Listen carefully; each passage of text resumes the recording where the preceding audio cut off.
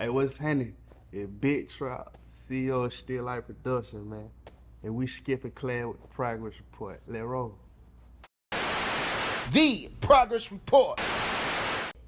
All right, what's going on? It's your girl Lalaa Shepard. This is a new episode of Skipping Class presented by the Progress Report. Today I got Big Trap, CEO of StickLife Productions. The mall. Yes, sir. Okay, so first, man, you got to tell us why they call you Big Trap, man. Hey, man, shit, everything a trap. No Yeah. matter what it is. I mean, if I can make some money off of it, you put me in that position, I'm gonna get it off. And it ain't got to be just illegal shit. You know what I'm saying? Everything a trap. The Progress Report trapping. You know what I'm saying? Sure. It's just anything that I get, I'm gonna flip it. That's why they Respect. call me Big Trap. Respect, man. So I want you to talk about creating your brand, the StickLife Productions. Like, what is it exactly? Is it a label, a movement? What is it? So it's a production company, and the stick stand for Spirit to Innovate and Create Knowledge. Dope. Yeah, it stand for Dope. Spirit to Create Knowledge, man. Dope. I was inspired by my partner, man. He had passed away from gun violence. You know what I'm saying? Got you. So it was just like I want to give everybody, especially the young ones, an opportunity to do something different. You know what I mean?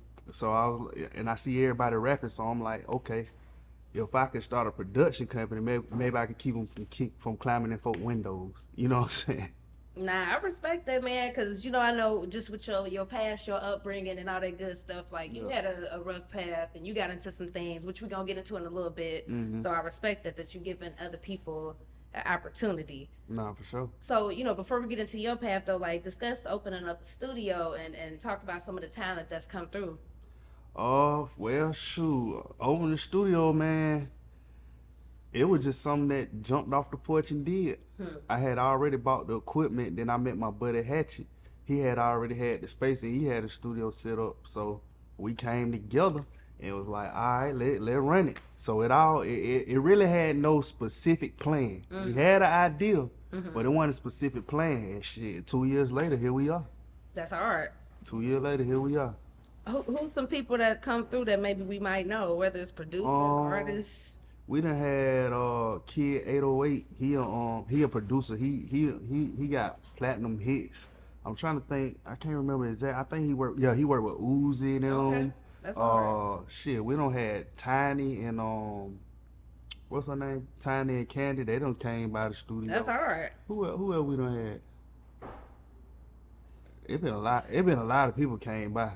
That's tight. And we out there in Conyers too, so that mean we must got something going on, cause folk do not like to go out there to Conyers. Hey, you know what I'm saying? That's hard. We don't have a lot of folk come out there.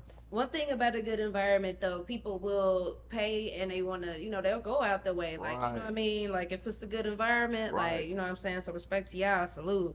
Now, in addition to having a studio, with your brand, the StickLife Productions, man, you once booked Peewee Longway for a show. So, Long way. talk about Hey, that. you know what? Yeah. I'm gonna tell you, that's a crazy story, right? So check this out. So, Long way, they're my baby mama cousin-in-law. Crazy, right? But that ain't even. Wait, what?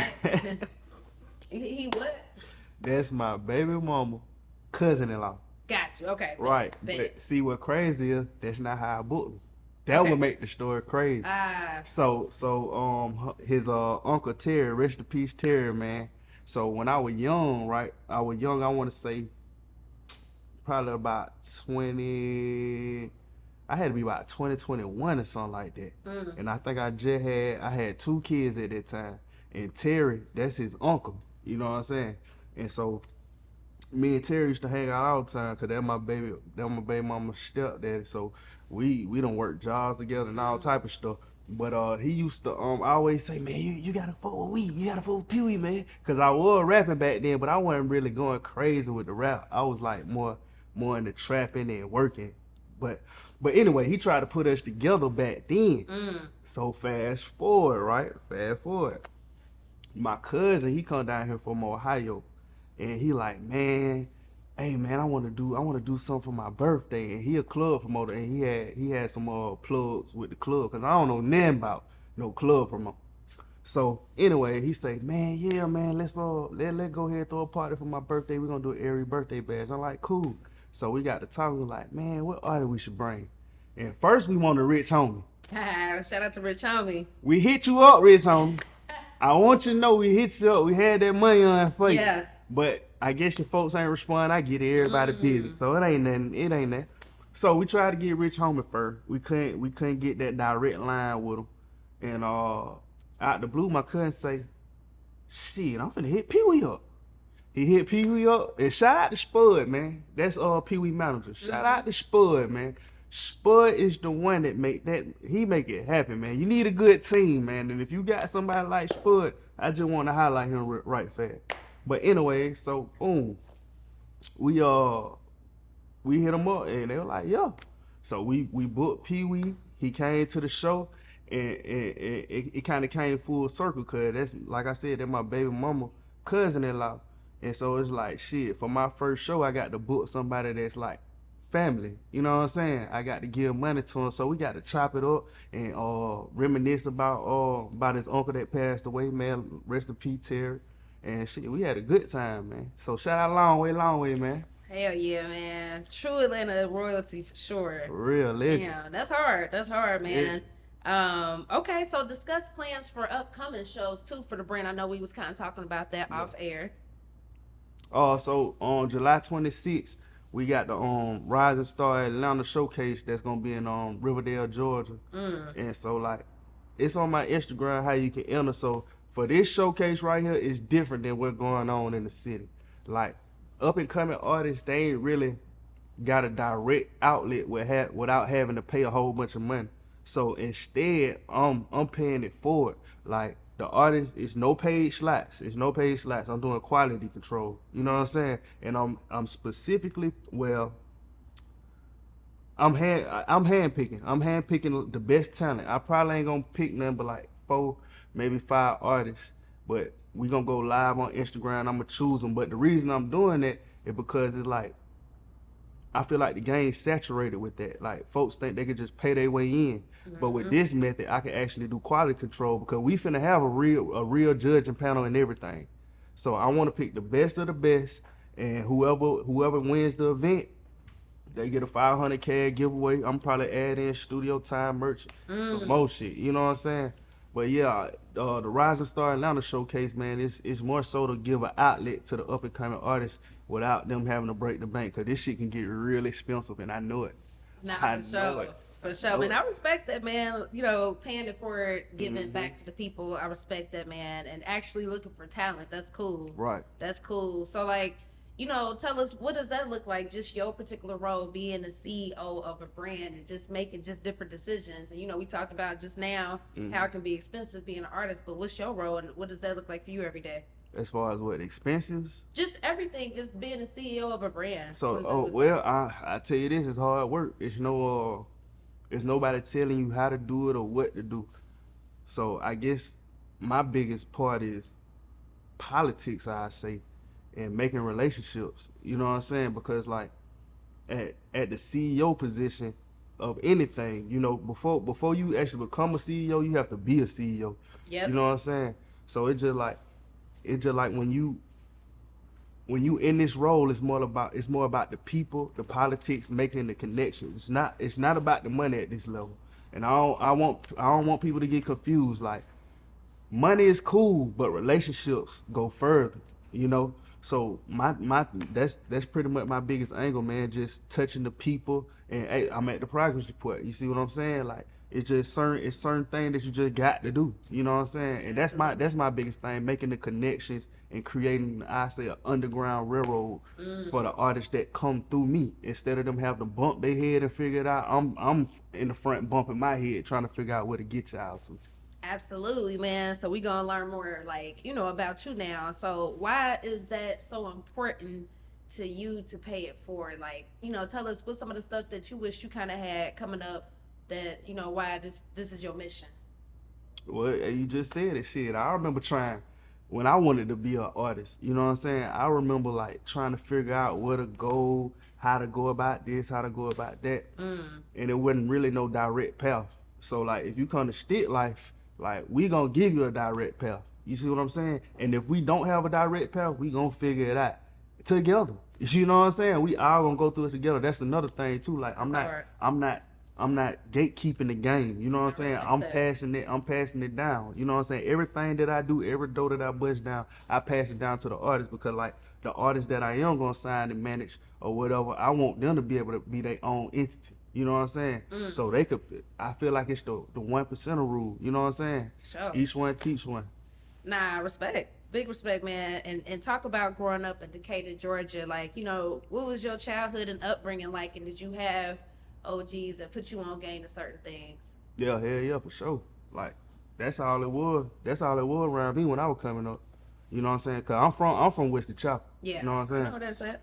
So at that time when I was coming up, that was like the end of the mixed end of the dope boy era, but it was still going on. Like I believe Meech was still out when I was there. Damn. So we had structure back then. Like the shit that's going on now, like all the shooting and random acts of violence, you couldn't do that back then because you bringing the police into the operation. So the bigger thing back then was like discipline. I say it was discipline. You know what I mean? It was discipline. If you messed up or you did something crazy to me, got spanked out there. Yeah. You know what I'm saying? Had to learn, and I learned some hard lessons because I know I was hard headed. You know what I'm saying? Man. They had to whoop me into shape. I feel that. That's real though. That's real. You know what I mean? Like we need more people like that. You know So you know, just with your childhood though, talk about having your first child at 16. Like. That experience, and did it force you to, you know, just grow up, or was you still outside? How did that work for you? So, I ain't gonna lie, my first baby changed my life. I love you, Zari. You get on my nerve, but I love you. But she changed my life because at that time, that when I was trapping, and I never forget. I had just sold. I think I sold like a half a pound. And back then we had Reggie, you know what I'm saying? Yeah. So getting out Reggie was crazy, but I got it off, and I never forget. I had a half a pound and a baby on the way. Well, half a pound of real money. Like I was finna graduate and get a pound, and I never forget. I had the money in my hand, and I was like, man, I was thinking about trapping, like the career. Even back then, I was thinking for it. So I was like, okay, it's only 3 ways this could end if I try to make a career out this trapping shit. I said it's either I'ma die, go to jail, or become the man. The 2 outweighed the 1. So what I did was to trick myself out the streets. I went to the mall and spent all the money. You know what I'm saying? I spent all the money because I knew if I sat on it, I would have read up. You know what I mean? So I blew all the money. Now I'm sick. I'm sick, like I'm sitting down, like God damn, what I'm finna do? And one day my buddy had knocked at the door, boom, boom, boom. He had a military uniform on, right? So I'm like, man, that police ass nigga, what the hell you doing at the goddamn door with the uniform on? You know what I'm saying? Yeah.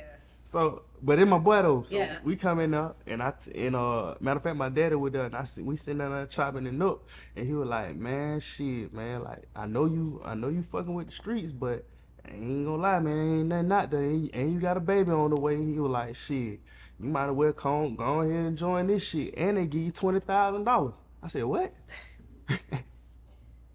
And then he said they'll pay for your GED. I said, what? So yeah, man. So shit. That's what I did. I joined the National Guard.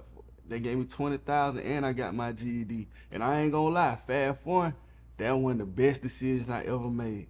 So if I could tell all you young niggas out there, if you out here running around with these guns and shooting and killing for free, man, go ahead and just join the military. Cause at least if your ass gets spent on in the military, they gonna give your family $500,000, man. Y'all dying for nothing. You know what I'm saying? And we gonna get more into like me being in the military and being a civilian at the. We gonna get into that, and I'm gonna explain why you should join. But y'all stop shooting each other for nothing. Nah, that's some real shit. And I mean, respect to you for trying something different. Like, cause you could have easily been like, nah, but I respect that. Boy, my partner's on my head. Why you finna do what? Yeah. Like, why you crazy hell? But see, I ain't never really just follow what everybody did. You know what I mean?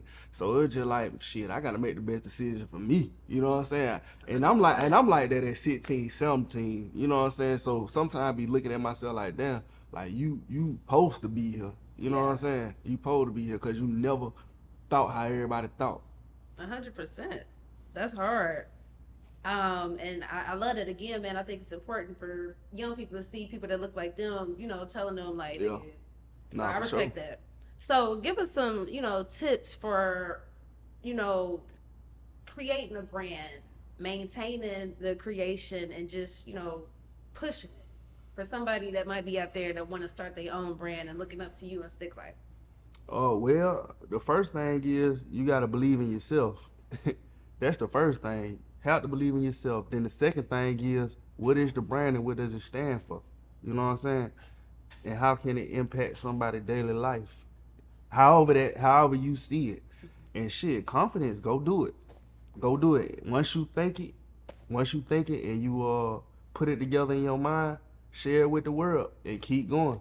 Because one thing I tell you is like everybody not gonna see your vision. Facts. Until you just keep doing it and it's in their face so much they're like, okay, damn, what is StickLife? Yep. You know what I'm saying? And that's how we got here now. You know what I'm saying? So just keep going. Keep your mind set on what it is that you want to do and understand what your brand is and embody your brand. And it's gonna transition with 100%. You know, our keyword here is progress. We the progress support. Sure. So tell me, how have you progressed lately as a person? As a person, Yes. that's tricky. As a person, I gotta sit here and think about that one because it's been a lot. I say spiritually for sure. Spiritually, man, like all this stuff ain't possible unless God had His hand in it. You know what I mean? And I think more so spiritually and mentally. I'm still working on my discipline. It's some things that I got to tighten up. It's like my time management. But Feel that. but yeah, spiritually and mentally, man. All this is through God. I'm just a vessel. 100%. Hell yeah, man. Well, this was a dope conversation, man. Let them know again about your event that you got coming up. All right, yeah. July 26th, we are doing Rising Star Atlanta in Riverdale, Georgia. Yes, sir. Riverdale, Georgia, man. And follow me on Instagram, Big Trap, Big Cap. Follow StickLife Productions. It don't got the S on it on Instagram. Somebody took my name. You know what I'm saying? But yeah, we got the rules on how to enter and everything. We're gonna go live and choose a couple winners. And we're gonna rock out, man. July 26th, Rising Star Atlanta, StickLife, tomorrow. For sure. The Progress Report.